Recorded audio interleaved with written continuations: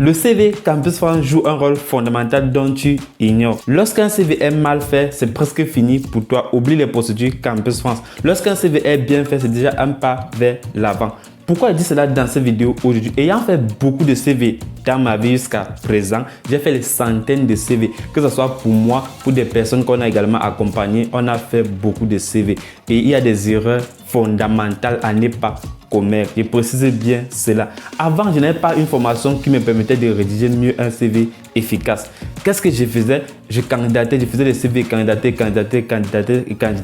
Mais après, il n'y avait pas de résultats positifs avec et je ne faisais que modifier. Tout ce que tu vois sur Internet comme CV, je te rassure, certaines personnes regardent la même chose que toi. Maintenant, qu'est-ce qui peut te démarquer des autres personnes? Ce n'est pas copier tout ce qui est sur Internet. Pourquoi je dis cela dans cette vidéo aujourd'hui? On va voir cela simplement. Ayant accompagné plusieurs personnes, comme je dis ici, on a rencontré plusieurs CV. On a rencontré différentes variétés de CV. On a vu des erreurs que les gens commettent chaque fois quand ils veulent faire un CV. Et c'est vraiment bizarre, les gars. Il y a des erreurs énormes à ne pas faire. Le CV joue un rôle fondamental. Le CV joue un rôle capital.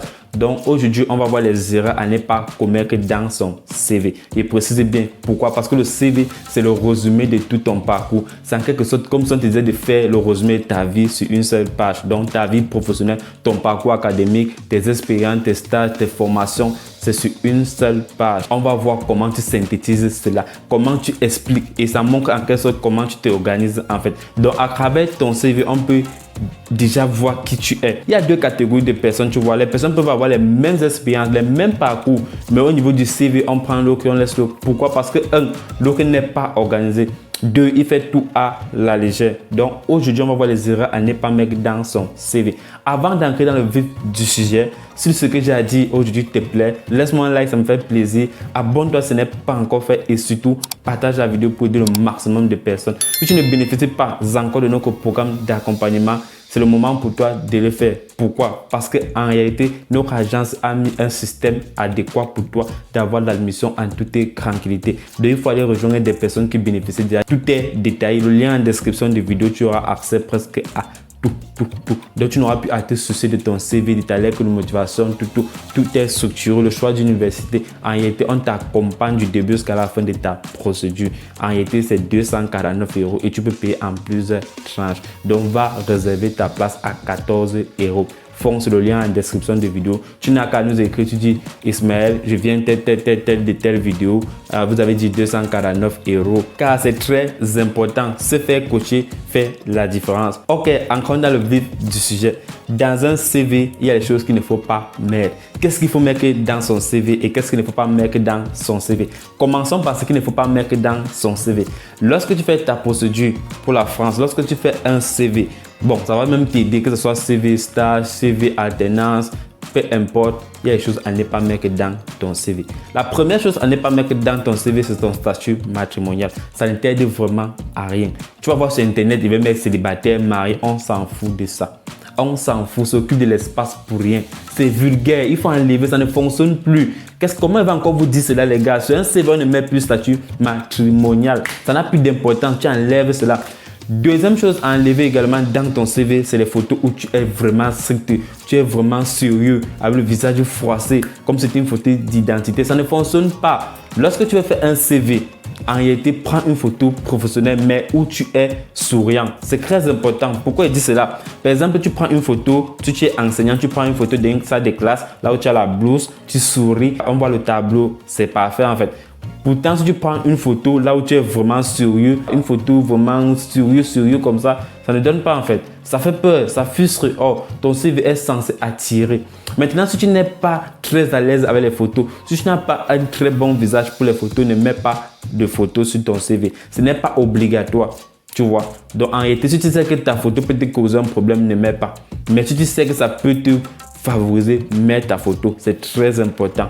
Donc en réalité, tu mets une photo où tu es souriant, une photo professionnelle, là où tes habits sont professionnels, c'est très important. Par exemple, pour un ingénieur, s'il veut prendre la photo, il a sa casquette, il met la casquette d'ingénieur là, le casque d'ingénieur, il met. Par exemple, pour l'enseignant, il met sa blouse. Pour le médecin, il met également sa blouse. c'est très important ce que je suis en train de te dire. Ça fait la différence. En réalité, un CV avec une photo où tu es professionnel, ça fait la différence. Troisième chose qu'il ne faut pas oublier de mettre dans son CV, c'est quoi exactement?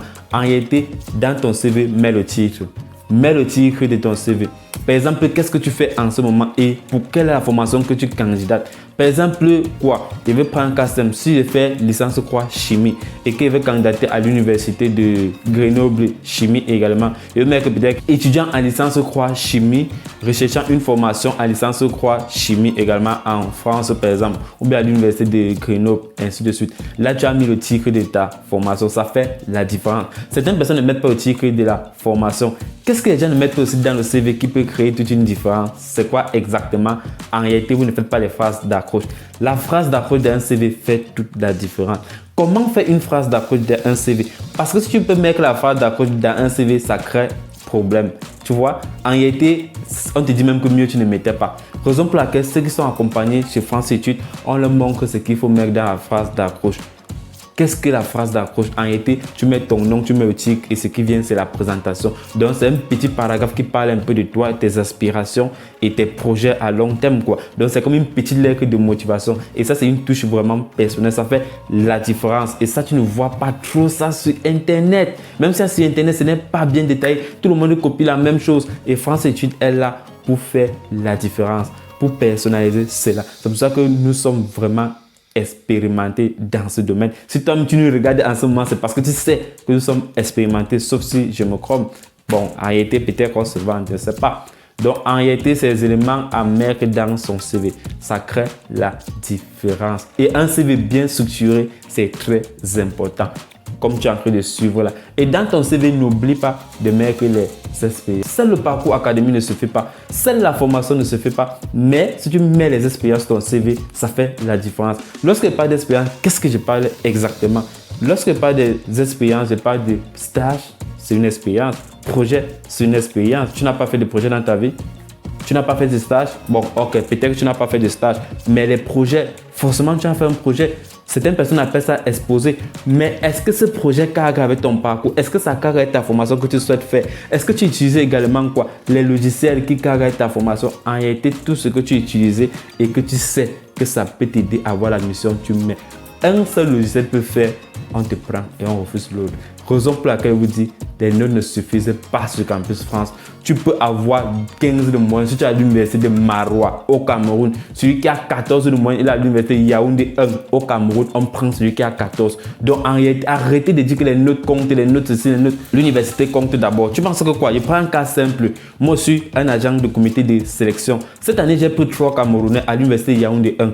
Les 3 Camerounais sont venus prouver. L'autre année, je prends 3 Camerounais à l'université de Maroua. Les 3 viennent, ils échouent. Tu penses que je vais prendre qui prochainement? Je vais prendre ceux qui sont de l'université Yaoundé 1 parce que le but du comité de sélection, c'est de savoir si tu vas réussir tes études. C'est comme ça qu'il y a certaines universités où c'est déjà presque calé, quoi. Donc en réalité, même l'université joue beaucoup. Maintenant, si l'université ne joue pas chez toi, il y a tous les années où on expérimente certaines choses. C'est à toi de faire une lettre efficace, faire un CV efficace qui met en lumière tes formations. Parce que si tu ne fais pas ça, tu ne mets pas en lumière tes formations, on ne va pas connaître réellement. Donc en réalité, c'est ce que j'avais à partager avec toi dans cette vidéo. À travers cette vidéo, je pense que tu peux déjà faire un CV impactant, un CV efficace, un CV irrésistible.